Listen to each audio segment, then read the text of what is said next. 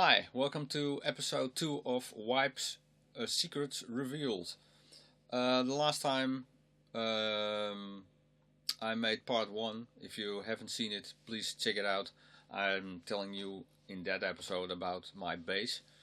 And now we're going to step 2. What happens after the signal from my bass leaves the bass and then goes into the rack?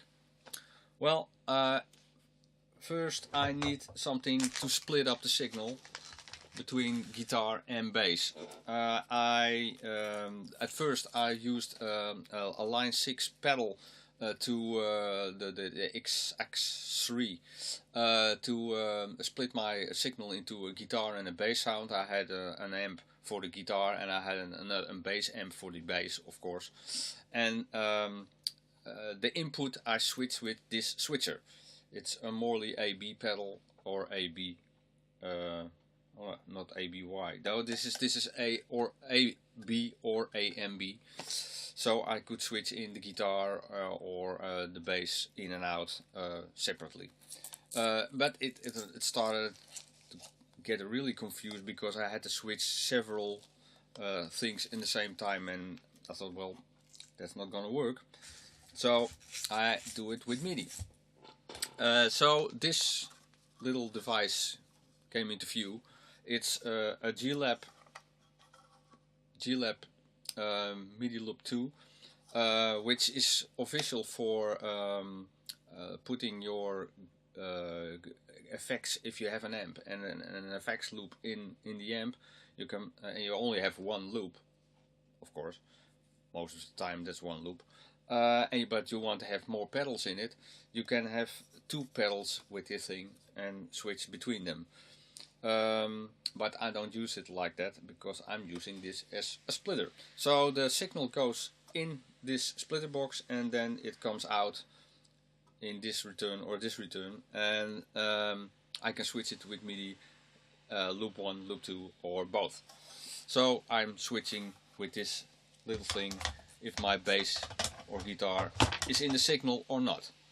After that the bass goes into a little other device I just bought recently. Excuse the squealing sound.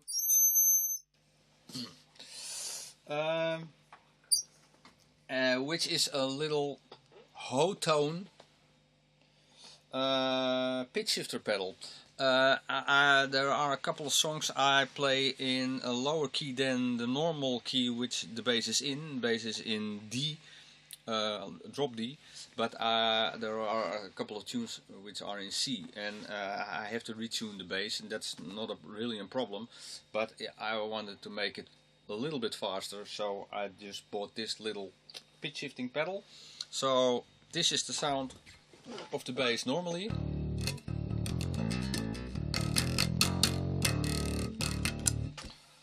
And this is with pitch shifting on.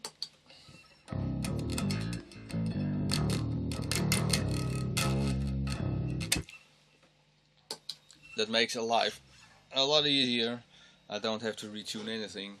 And the fun part is when retuning that with this device, the sound doesn't get too floppy, and because when I retune, of course the strings will go floppier.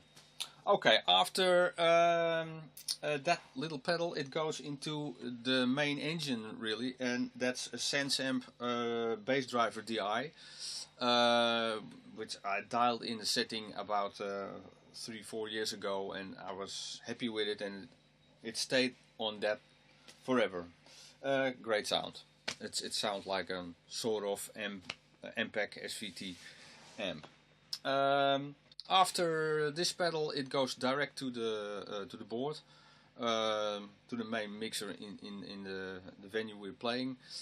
So I don't use any amp at all, only this pedal. If there's no possibility to do that on this way, and it's a small venue and there is no low end in the PA, then I can use it with an amp, of course. Then I just put a cable on it and off we go.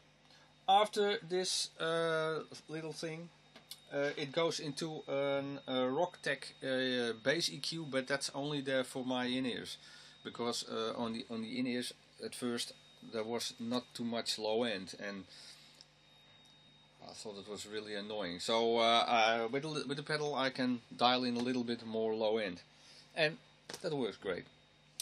Okay, that's about it, I think. Bass, bop, splitter, blah, blah. The next time, part 3, I will tell you about what happens to the guitar side. Thanks very much for watching. Until next time. Bye bye.